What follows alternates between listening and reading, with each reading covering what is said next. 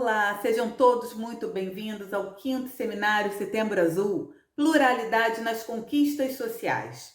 A palestrante de agora é doutoranda em Educação pela UFRRJ, mestre em Diversidade e Inclusão pela UF, graduada em Pedagogia pelo Instituto Nacional de Surdos, o INES. Em 2012, pós-graduada em Libras, Ensino, Tradução e Interpretação pela UFRJ, certificada pelo ProLibras, Exame de Proficiência em Libras, em 2007. Atualmente, tradutora e intérprete de Libras da UFRRJ e professora da Rede Municipal de Ensino de Niterói, atuando principalmente nos seguintes temas: Libras, História de Educação de Surdos, Ensino de Libras como L2, Educação Especial, Educação Inclusiva e Currículo no Atendimento Educacional Especializado. Sara Rodrigues e sua palestra Metodologia e Práticas do Ensino de Libras para Surdos e Ouvintes. Boa palestra!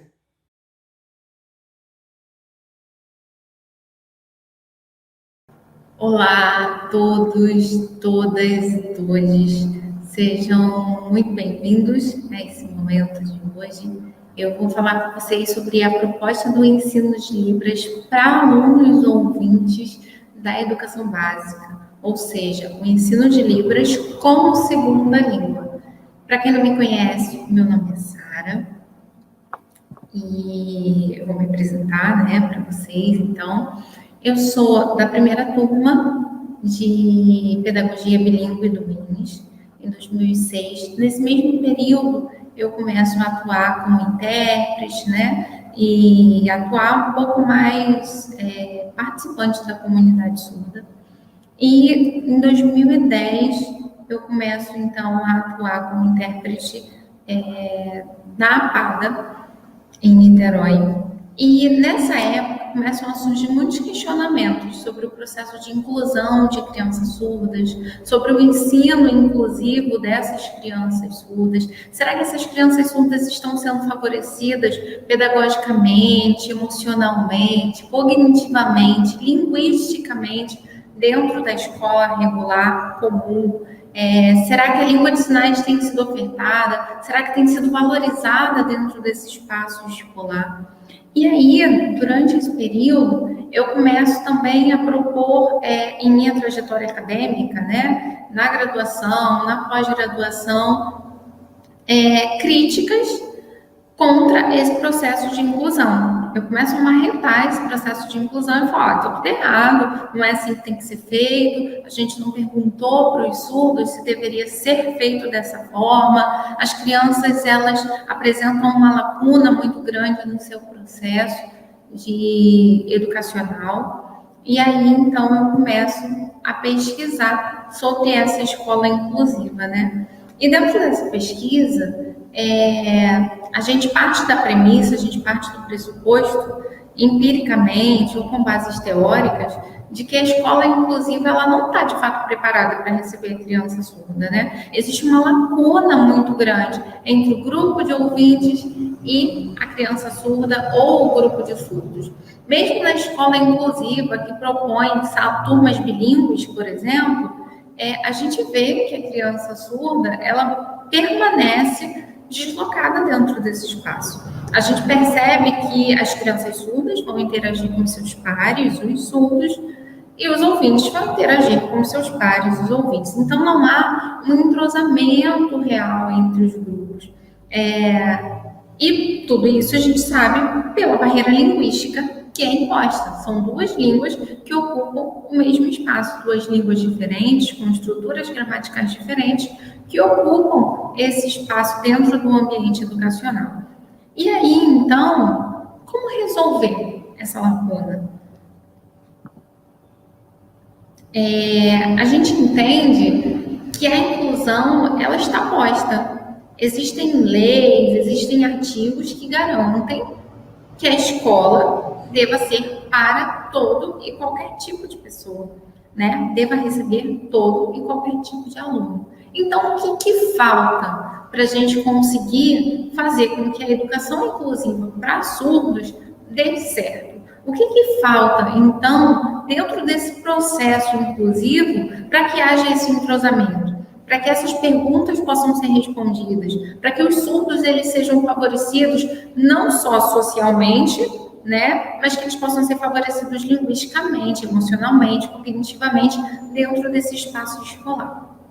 E aí, Sclia ressalta de que a educação, ela não, inclusive, ela não é pautada na igualdade, né? Ela deve ser pautada em suas diferenças sociais, históricas, culturais e os marcos que a comunidade surda tem. Então, a gente começa a pensar nesse momento, a dar um giro aí 180 no meu objeto de pesquisa anterior e começar a pensar no seguinte: ué, mas então, será que se a gente começar a ensinar Libras para as crianças ouvintes, será que se a gente começar a focar nos ouvintes um pouquinho, a gente não consegue, então, minimizar os entraves para a criança surda? A gente não consegue gerar um ambiente mais confortável? A gente não consegue gerar um ambiente mais aceitável para essa criança se socializar e se constituir como sujeito? E aí surge a proposta da criação de um currículo que promova o ensino de Libras para as crianças ouvintes, que promova justamente a ponte entre os dois grupos, para que esses grupos consigam se relacionar, para que esses grupos consigam criar afinidades, trocar experiências entre eles. E aí, então, a gente começa a pensar numa escola que vai atender a demanda da criança surda, linguisticamente falando, né? Os referenciais a que se pautam a minha pesquisa, eu me baseio em Gesser, Lacerda, Quadros, né? Sanches, Silva, Sclier e Vygotsky também. Então, são algumas reflexões teóricas que eu venho trazendo ao longo da minha pesquisa, da minha dissertação de mestrado, falando sobre por que ensinar Libras para as crianças ouvintes minimizaria os entraves que nós encontramos na educação inclusiva de alunos surdos. As principais bases legais em que o meu trabalho se baseia na Declaração Universal dos Direitos Humanos, a Declaração de Salamanca, a LDB, né, que é a nossa Lei de Diretrizes e Bases para a Educação, as Diretrizes Nacionais de Educação Especial, a Lei de Libras, o Decreto de Libras, né, o Programa de Educação Inclusiva, a LBI, que é a nossa lei um pouco mais recente, né, a Lei Brasileira de Inclusão. E aí, então, são nessas leis que eu começo a me basear para defender o ensino de Libras para ouvintes. Ou seja, eu começo a tentar esmiuçar essas leis, entender o que essas leis defendem, o que elas falam sobre o processo de educação, sobre o processo de educação inclusiva, para conseguir entender como ele tem sido feito. O que a gente consegue ver sobre essa análise, sobre esses documentos, a primeira coisa esses documentos, eles indicam um caminho contrário ao da exclusão social.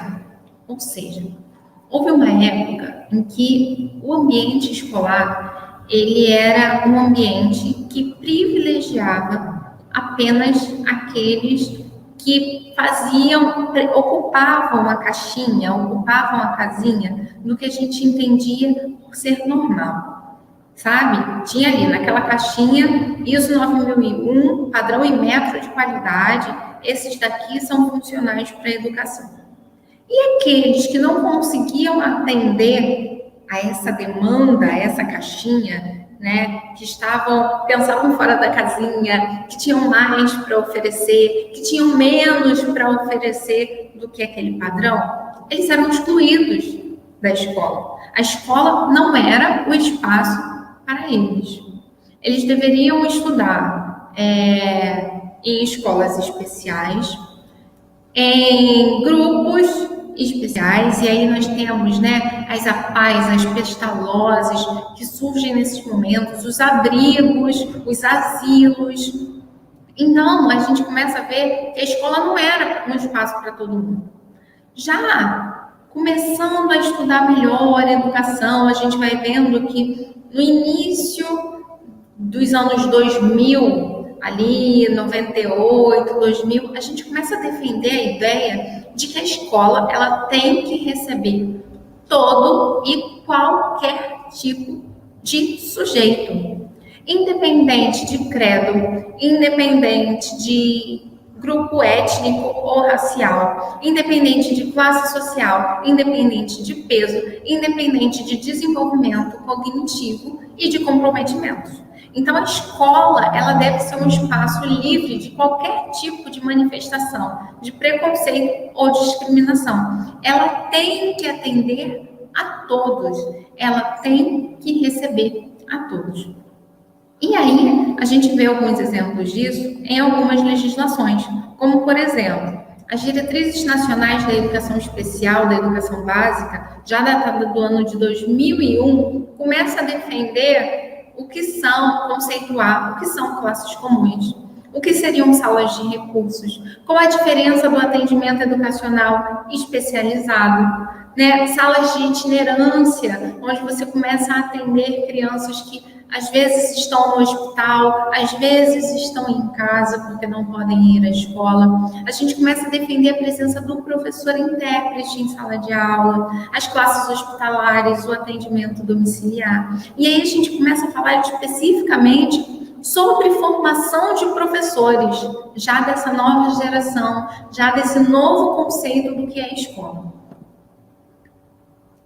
O Programa de Educação Inclusiva, um Direito à Diversidade, que é um programa datado de 2005, fala especificamente sobre a formação dos gestores, a formação dos educadores, a formação de todo o corpo escolar, de toda a comunidade escolar para atender crianças com deficiência. O objetivo é garantir a entrada e a permanência dessas crianças na escola. Então, não adianta entender que essas crianças vão ser simplesmente um número, uma matrícula a mais para a educação, certo? Eles têm que entrar, permanecer e ter sucesso até o final da educação, daquilo que a escola regular comum tem para oferecer.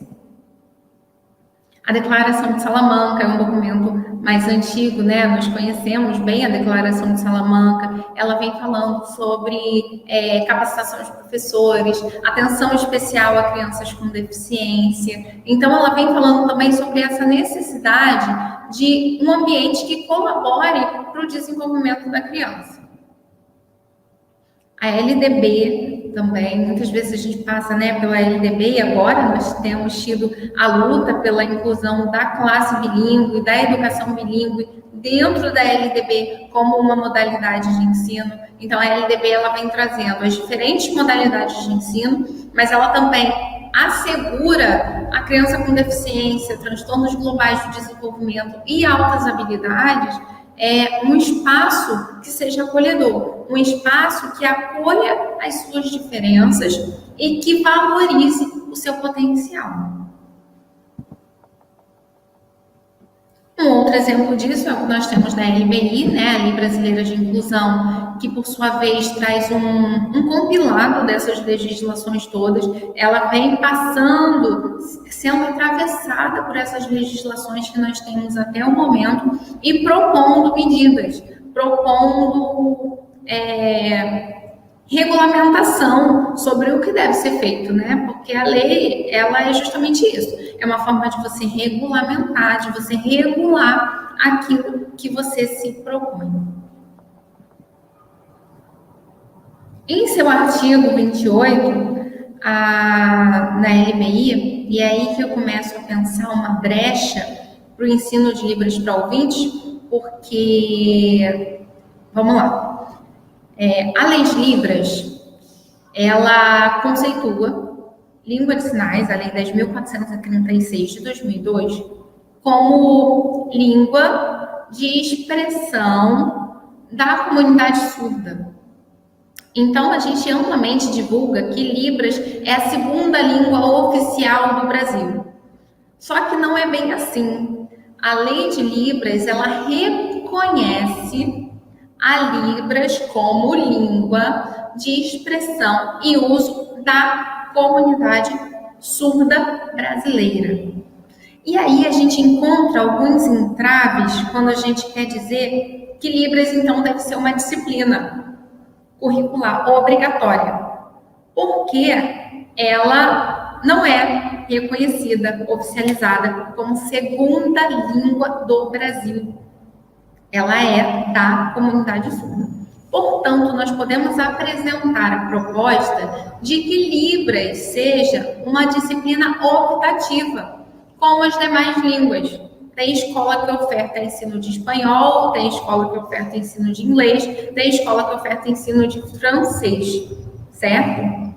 E aí, portanto, Libras seria uma oferta de uma disciplina curricular, que pode ser considerada obrigatória, né? Mas optativa para a escola. E aí, a partir daí, eu começo a buscar brechas na legislação. Porque, por exemplo, o artigo 28 da Lei Brasileira de Inclusão, ele garante a oferta da educação bilíngue em Libras como primeira língua, na modalidade como primeira língua e na modalidade escrita a língua portuguesa como segunda língua, em classes e escolas inclusivas, certo? Ele também garante a oferta do ensino de Libras e do sistema Braille como um recurso tecnológico assistivo, de forma a ampliar as habilidades e funcionalidades do aluno. Ora, se nós estamos falando de uma comunidade inclusiva, em que você tem 2 grupos frequentando, né? 2 grupos heterogêneos fazendo parte, e a gente garante o ensino de português escrito para um grupo, por que não garantir o ensino de Libras para esse outro grupo? Para que ambos consigam ser um grupo só, certo? Por que a garantia da educação bilíngue vai ser só para um e não para o outro também? Então, a gente começa, nesse momento, a ampliar a nossa pesquisa e a entender que Libras pode sim ser ofertada dentro da escola. Ela pode sim ser ofertada como disciplina obrigatória, porque, afinal de contas, o objetivo da lei é garantir a promoção de habilidades para esse outro grupo. É garantir que esse outro grupo aqui se desenvolva. E esse outro grupo está na escola. Está cotidianamente se desenvolvendo junto com o primeiro grupo, com o grupo majoritário, que é o grupo de ouvintes. Afinal de contas, é com eles que se tem as primeiras experiências, que existem as primeiras trocas, certo? E aí, então, quando a gente para pensar em cada um desses documentos separados e naquilo que eles têm em comum, a gente começa a entender, a gente começa a perceber que não dá para ficar culpando o aluno surdo pelo fracasso escolar na educação inclusiva. Não dá para relegar esse aluno a culpa do não aprendizado da língua portuguesa. Porque o meu aluno surdo não aprende, não adianta. Porque o meu aluno surdo não entende, não adianta.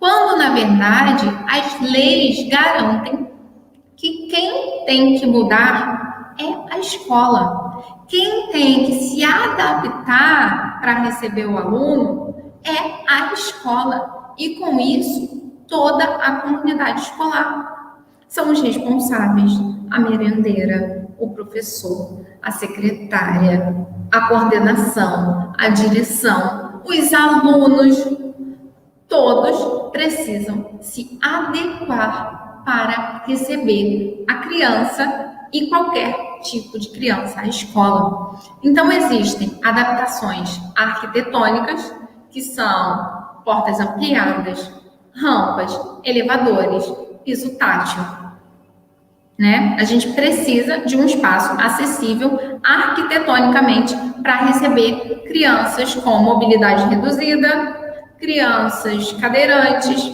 crianças com deficiência física. Mas a gente também precisa de adaptações atitudinais, né? Que são que é a sensibilização daquele corpo escolar, que são adaptações pedagógicas, que são adaptações linguísticas, certo? Nós precisamos começar a romper com esse estigma de que a criança é que tem que ocupar esse lugar que é cômodo para a gente, de que é ele que tem que se adaptar.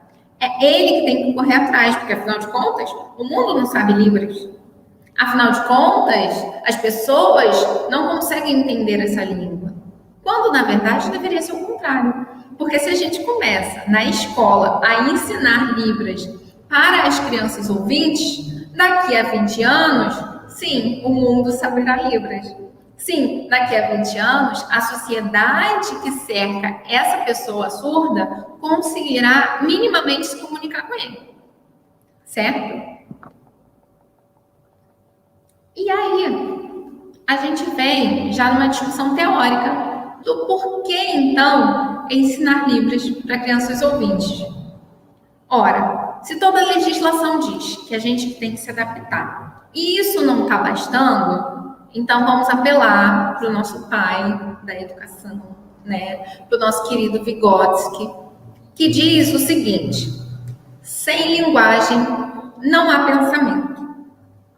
E a linguagem é constituída através da interação social, porque é o outro que diz quem eu sou, é o outro que troca comigo e que me favorece linguisticamente. Eu costumo falar, quando eu apresento esse tema, que eu tenho 2 filhos. A Raquel é mais velha e o Natan é mais novo.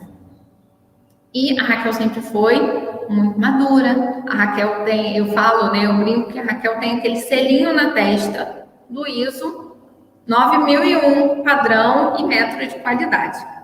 É aquela criança que os professores gostam de ter, que tem boca não fala, quando fala é para ajudar um colega. E eu tenho um outro fora da caixinha, fora da casinha, que é o Natan. E o Natan tem TDAH, o Natan é super agitado, o Natan tem uma tendência a transgredir regras e eles se complementam, certo? Eles se desenvolvem juntos. A diferença de idade deles é de 2 anos e meio só. E nesse relacionamento um com o outro, o Natan aprende muito e a Raquel aprende muito também. Então, quando eles eram menorzinhos, o Natan veio com a seguinte pedra: Raquel, eu já sei que quando eu crescer, eu vou virar uma árvore. E aí a Raquel virou para ele e falou assim: claro que não, Natan, isso não existe. Olha para o papai, olha para a mamãe. Quando você crescer, você vai ser adulto igual a eles. Se você fosse uma semente, você ia virar uma árvore. O Natan, nessa época, tinha cerca de uns 3 anos e a Raquel 5. Através da interação entre eles, o Natan conseguiu compreender que ser humano vira ser humano adulto. Ser humaninho vira um ser humaninho adulto. E a semente vai virar uma planta que vai crescer e que vai virar árvore, certo? Agora, você imagina a criança surda que não consegue passar verbalmente, né? E aí verbalmente não com o uso da palavra oral, mas verbalmente a produção de um pensamento para o outro, para essa outra criança que vai viver as mesmas experiências com ela. Como que fica a construção desse pensamento? Será que não vão existir muitas lacunas, sabe? Muitos espaços em brancos a serem preenchidos? Será que essa criança entende que todas as vezes que ela está saindo com a mãe, por exemplo, que 95% das vezes, segundo quadros, não sabe língua de sinais, porque, segundo quadros, 95% das crianças surdas são filhos de pais ouvintes que não sabem Libras. Será que essa criança surda entende que toda vez que ela está andando com os pais, ela é puxada no meio do caminho para não atravessar a rua de repente, abruptamente, será que ela conseguiu entender que ela não pode atravessar a rua porque tem um bonequinho no sinal que diz que ela não pode atravessar e uma outra bolinha que diz que é a vez dos carros passarem? Ou será que ela entende apenas que em um determinado momento ela vai ser puxada, vai ser brecada e impedida de continuar sem saber exatamente o porquê? Será que essa criança surda, que tem essa dúvida quando criança, de que quando ela crescer, ela vai se transformar numa árvore, ela consegue externalizar isso para uma criança ouvinte ou para uma outra criança surda e conseguir entender? Se ela não tiver um mediador, se ela não tiver aquisição dessa língua? Porque a gente sabe que muitas vezes, na maioria das vezes, mesmo a criança surda que entra na escola, ela ainda não sabe língua de sinais, porque a família não sabe. Ela vai aprender na convivência com os seus pares, na convivência com o professor surdo adulto, ou o professor ouvinte fluente em língua de sinais. E aí, se a gente tem a possibilidade de apresentar a língua de sinais para essa criança ouvinte também, para que eles possam aprender juntos, se desenvolver juntos, esses grupos não poderão trocar experiências, esses grupos não poderão trocar as suas inquietações, e aí a criança ouvinte ou surda mais velha vai conseguir dizer para a criança surda mais nova que semente gera árvore e ser humano gera ser humano.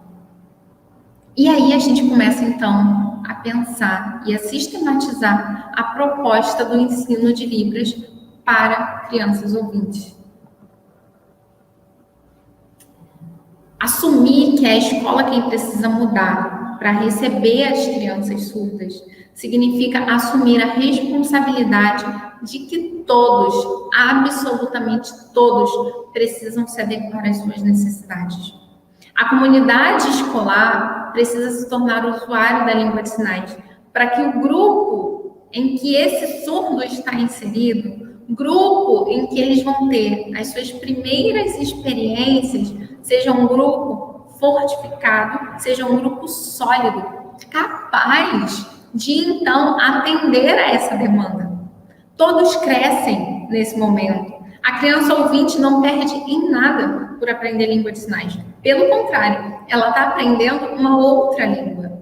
E a criança surda, ela também não perde em território, não perde em comunicação, não perde em nada, pelo contrário, ela só ganha de contato, de desenvolvimento afetivo, de desenvolvimento social, desenvolvimento linguístico.